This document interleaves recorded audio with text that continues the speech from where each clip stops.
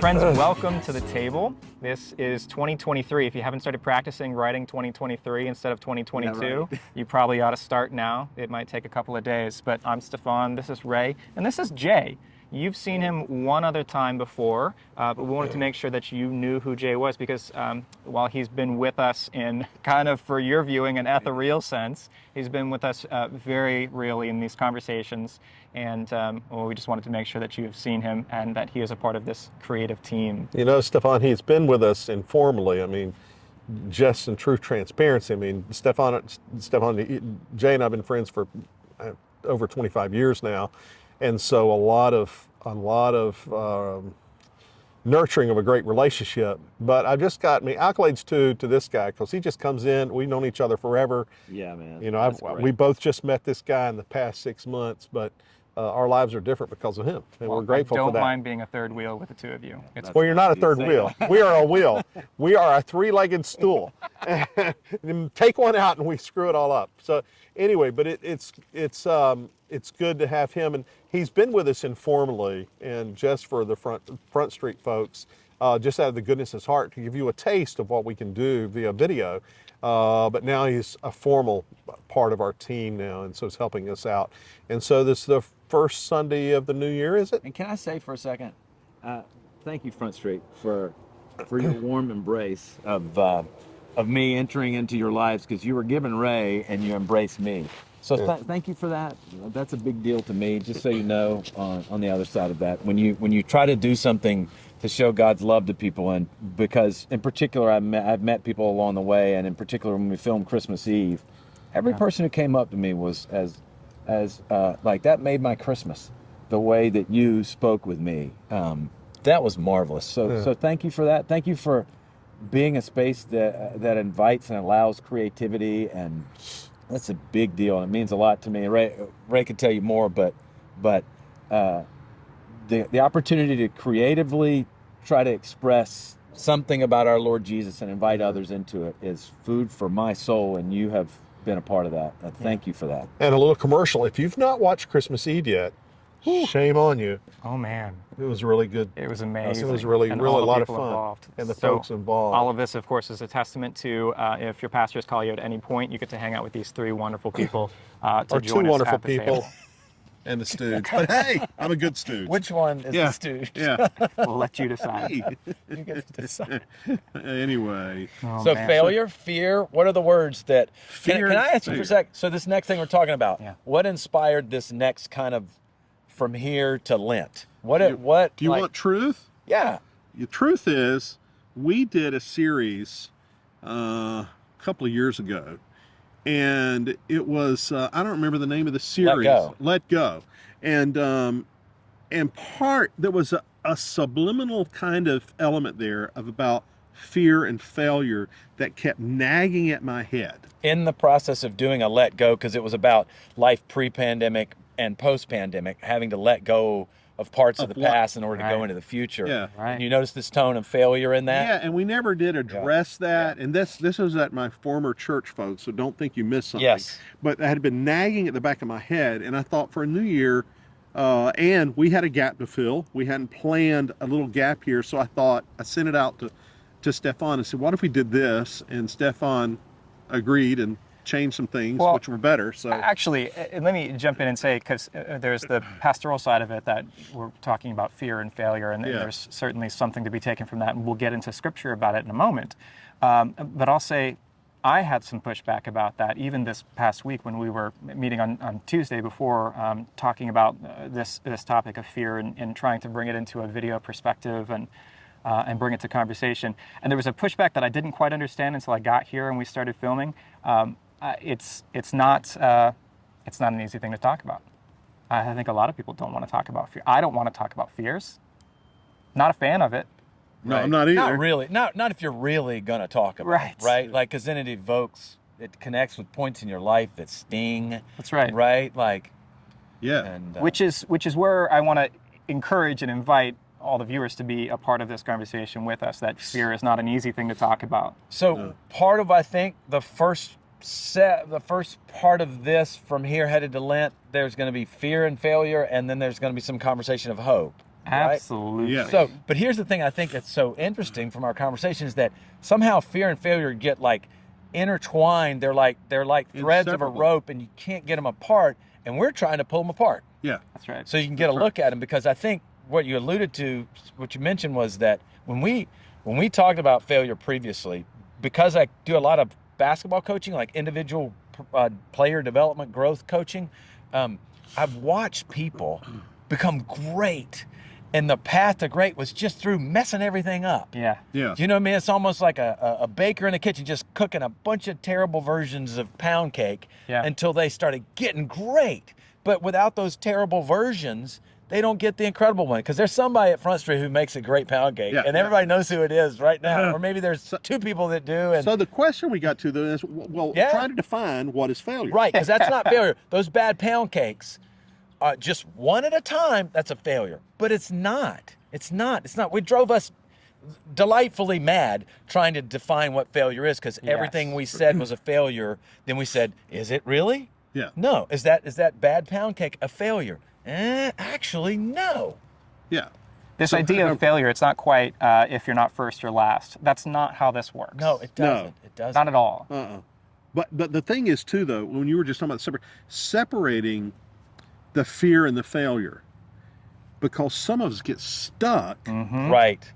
in the fear part, and then some of us get stuck because of experience of failure, and we're so fearful that we get stuck. And Yeah. they kind of lock us in Yeah, a lock spot us in in a spot. time. And if I remember correctly from the conversations, what did we say that like the definition of ultimate failure was? Do you guys remember that?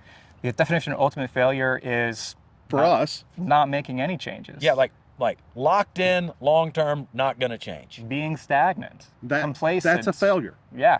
That is what we would definitive Webster kind of understand failure is, when you go through something and you sense it didn't go right and you stay there. That's yeah, the you're just failure. like either you're not gonna try again or you're not gonna learn. Yeah. Yeah. You- And you it know. shuts you down. Right. That You know. that is like failure. I think that's where, you That's know, as close as we can get, I think. yeah. Well, folks, one person emailed me and said, my fear of failure is based on my disappointing my dad. Oh, And their father had been dead for a long time.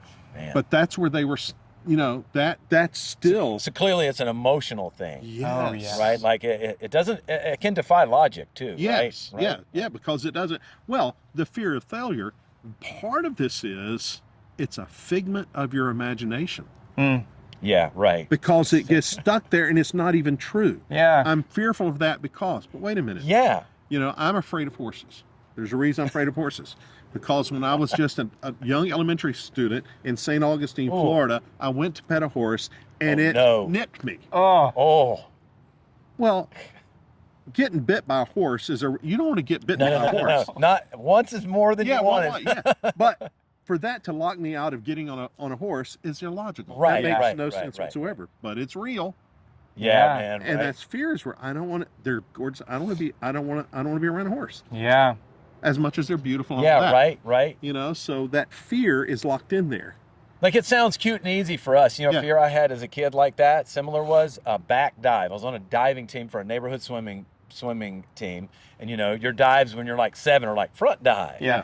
Like front dive with a twist, back dive with a twist, which is fall over backwards and turn face first into the water. Yeah. The one that like nightmare material was a back dive because I did it once and I went out, bam, and it became like flat. what do they call those? Belly flop? Belly Belly flop, flop. a back Oh, no. flop. Oh, And I no. was like, and for me, You were locked out. was locked out, wouldn't do it, and my mom was trying to teach me how to get over it. And she went out on, I've told you this, it's a great story, went out onto a diving board at that neighborhood pool. My mom stood there on the board with me. You know, it's like this far off the water. Yeah. It's not a meter Not a board. high dive. It's a half meter board. And she stood with me on the end, had her foot on my toes so that as I fell, I couldn't launch myself into a flat pancake, back flop, and stood there. To this day, never did it because sadly someone had a medical incident in the pool. Never been so thankful in my life For a medical incident? for somebody had a medical incident in the pool. And I was like, let's slide into the car. Maybe mom doesn't remember, you know. And all she was doing was trying to say, you just cannot possibly fail like that again. You will not. But they do. Fear and failure get so intertwined in ways that. Yeah, no wonder we don't want to talk about it, right? That's right. But that's the good news of what Jesus does. Like, he comes in and he's like, let me have a look in there. Let's see if we can do something about that. And you're like, no, you stay over there.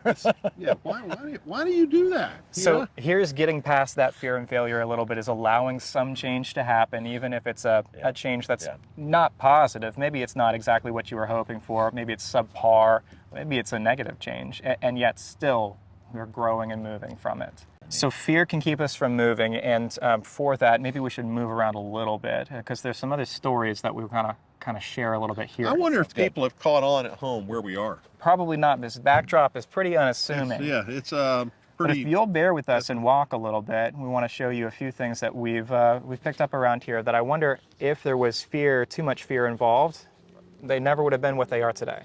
That's exactly right. They wouldn't be here at all. And some progressions. Yes, absolutely. You know, we learned from that. Yeah. You know, so let's do something different. So we're here at the Burlington Park, the amusement park, and it's an awesome location, newly renovated in a few spaces. You probably already know about them if you know of Burlington, but we're going to walk through a bit of the history on the way there. Here in the amusement park, what all's here? Well, there's some wonderful boat rides. There's a train ride. There's a few kids amusement park type rides. Like I see Jeeps over there, and I see a John Deere tractor. Yes. And there are airplanes. But about 100 years ago, none of this was here, except there was a piece of it that existed, just didn't exist here yet, and that was a carousel.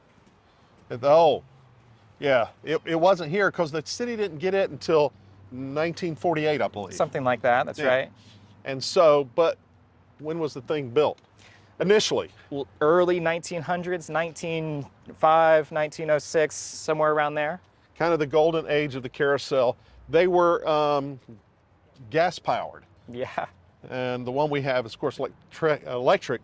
It's a, what's the name of it? Denzel? Denzel I believe so, that's carousel. Right. It's like the gold standard for carousels. Yeah. And when it was first moved here, it was just like all carousels. It had a cover over it that was built into the carousel, but it wasn't enclosed. That's right.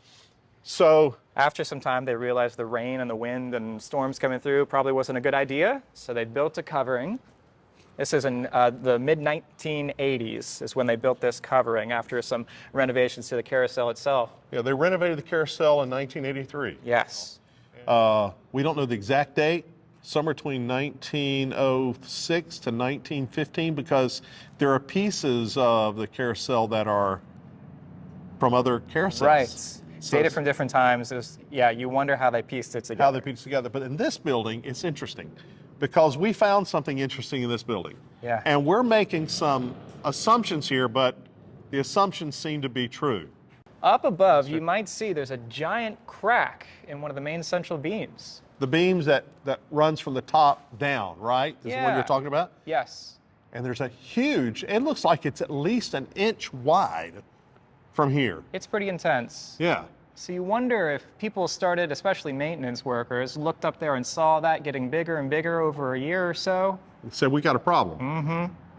Because it looks like the weight of this building began to pull this structure down. Yeah. So the building, the roof began to fail.